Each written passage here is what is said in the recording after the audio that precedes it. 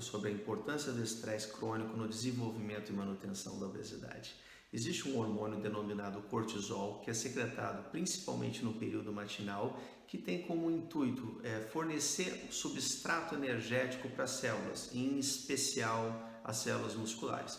Isso acontece através de uma maior liberação de glicose, que é captada por essas células e que tem a função de gerar energia.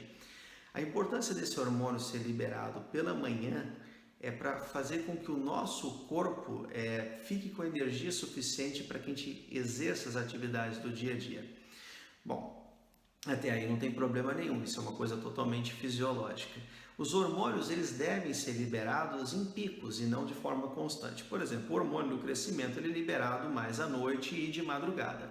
O hormônio da tireoide ele é liberado principalmente de manhã cedo, a melatonina à noite e no decorrer da madrugada.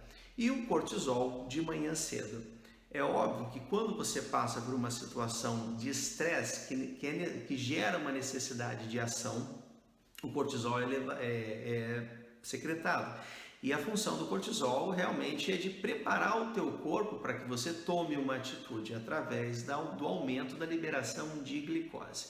Porém, alguns indivíduos, em virtude de estresse contínuo e mantido, acabam desenvolvendo uma liberação contínua do cortisol, que ao invés de ser em pico, acaba sendo em platô, ou seja, ele tem a liberação matinal, aí ele já acorda com estresse, ele acaba tendo uma outra liberação, durante o dia ele vai tendo uma série de liberações, ou seja, ele não chega a abaixar o nível de cortisol, ele tem a subida e ele vai mantendo os níveis estáveis de cortisol no decorrer do dia. Muitas vezes é uma pessoa que não dorme bem ou tem uma privação crônica de sono, ou seja, dorme 5, 6 horas por noite e acaba também tendo secreção noturna de cortisol que não é adequado ou níveis mais elevados durante o dia. O cortisol, ele aumenta a liberação de glicose. Quando você vai utilizar essa glicose, você não tem nenhum problema. Tá? Não se desenvolve nenhum problema porque você está usando aquilo ali, porque você está indo gerar ação. Porém, na maioria das vezes você não usa.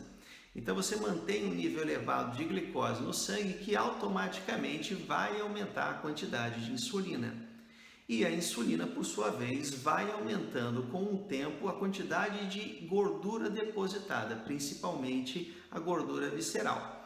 Bom, essa insulina elevada de forma crônica em decorrência de uma liberação mantida de cortisol vai fazendo com que o organismo vá desenvolvendo uma resistência à insulina, aumentando cada vez mais os níveis de insulina liberado. Isso gera e mantém a obesidade.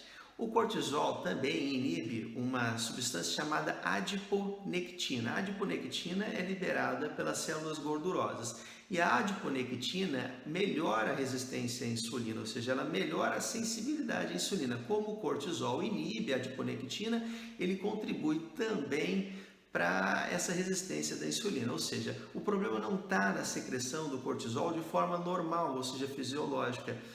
Está na liberação contínua dele, que é totalmente inadequada. Então, o estresse crônico, independente da causa, associado à privação crônica de sono, aumenta os níveis de cortisol de forma crônica e mantida, fazendo com que não ocorram mais picos isolados do cortisol, e sim, uma liberação em platô do mesmo, fazendo com que ocorra um aumento do açúcar no sangue, que vai gerar um aumento na insulina, que vai com o tempo gerar uma resistência à insulina, que vai contribuir com o desenvolvimento e manutenção da obesidade. Portanto, os esforços devem ser direcionados também para corrigir os fatores desencadeantes do estresse desse indivíduo e melhorar o padrão de sono dele. Bom, foi um prazer falar com os senhores.